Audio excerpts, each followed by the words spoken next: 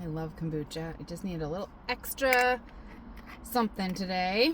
Anyway, I wanted to tell you, I don't even know what to call this guy. He's like the guy, I guess. And I've actually debated on how much to share. If I were to write a book, this story would be a completely separate book, and it would be written under a pen name with fake names. Like, so much happened in the years that we were kind of on and off,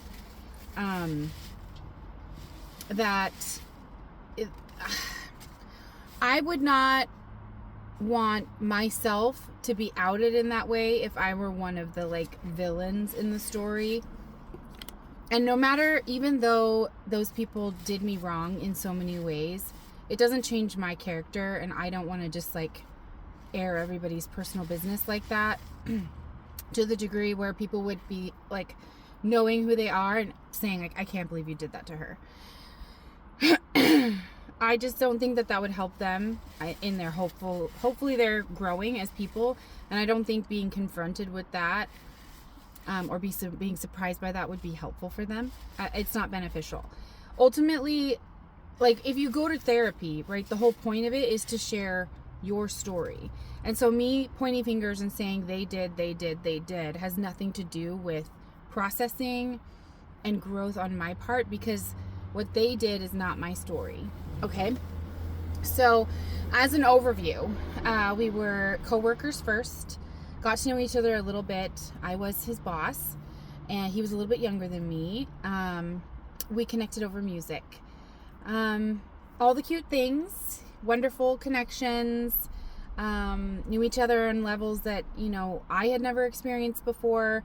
The music connection was pretty amazing, honestly. I've never experienced that level of closeness with anyone, and I loved that we could kind of work on music together. There was another woman, there was betrayal, there was police involvement, I was a witness, there were detectives, there were court cases, there were secret lovers with extra children, there was substance abuse on his part.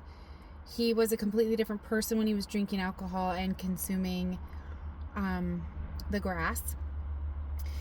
And at the same time, it probably would never, when I knew him, he didn't admit that he had a problem. So I don't know that he would ever change that now. I would hope that he would have figured it out, but I don't know. We dated briefly, kind of as a friends with benefits, for about 6 or 7 months, until he kind of had a freak out. And then there was a crazy night where everything fell apart, and I was confronted with the fact that he was lying about everything, and that's when the other woman got involved. He got me pregnant during that phase. I kind of backed away for a little bit because I didn't know what I wanted to do, and I'm prone to miscarriages, so I did lose the baby. So I really didn't ever have to talk to him about it. I wanted to wait and see if I was going to actually carry the baby, right? Because my body doesn't always do that. So it's not like I was perfect either. I was keeping some things private. I wasn't lying about involvement with other people or hiding relationships with other people, but I was not 100% forthcoming. I think I didn't feel safe to tell him everything, so I kept some things back. I took a break. We took like a year-ish break. I think we were trauma bonded because we kind of couldn't just stay away from each other. Gave it another shot. Supposedly we were very exclusive, but things were weird. Like, he would invite me to be places with him and his coworkers, but he would act like we didn't know each other, and like he kind of just like picked me up, wouldn't introduce me, wanted me to show up late, that kind of a thing. He would be talking to the phone on the phone to somebody else and refer to me as his music friend instead of his girlfriend, even though we were at that place. There would be different colored hair in the apartment when I'd be there, things like that.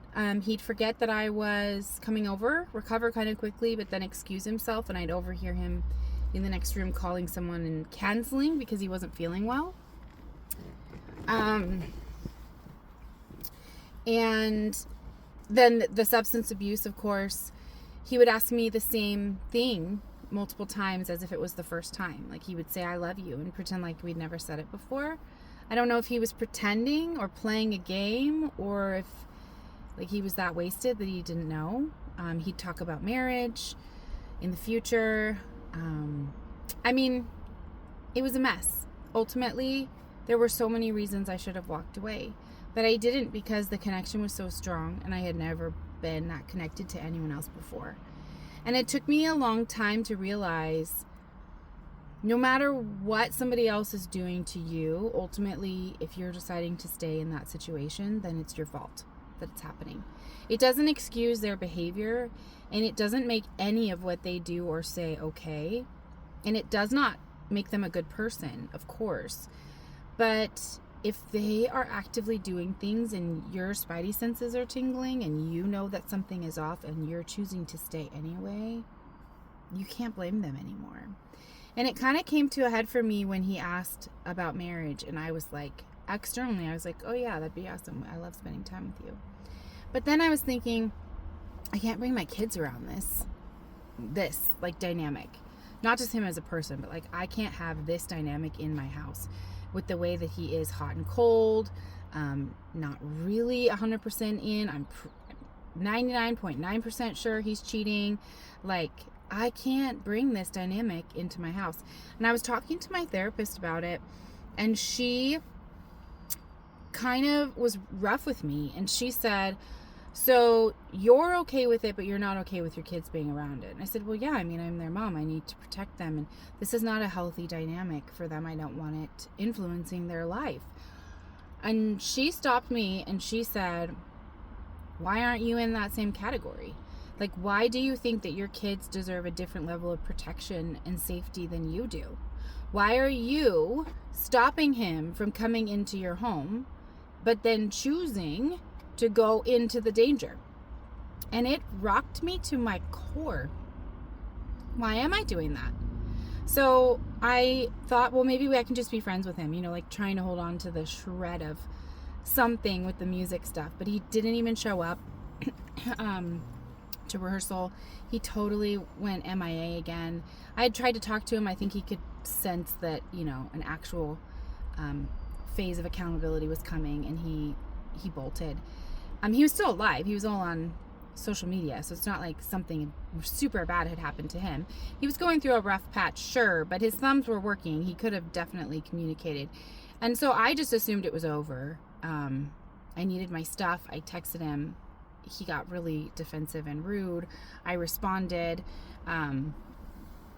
He put my stuff outside, ripped everything up, and left it out in the rain, and it got ruined. It just, whole thing, not cool, dude, not cool. But at the same time, I kind of repeatedly put myself into that situation, and I had to learn that I deserve the same level of safety and protection as my children do, and that I'm the only one that can make sure that happens. And so I've really worked over the last couple of years to make sure that I'm putting myself in that same category. And I can firmly say today, I'm not even attracted to that type of man anymore. That bad boy, kind of wounded, needs a little extra support and nurturing kind of vibe. It does nothing for me anymore, whereas it used to just put me into a pedal. So I have had to work very hard to get to that place, and I'm very proud of where I am now. And I love that I love myself as much as I love my kids. And I think that's the biggest takeaway for me from this entire journey, not just with him, but you deserve just as much love and care as you give to other people. You deserve to be on that list too.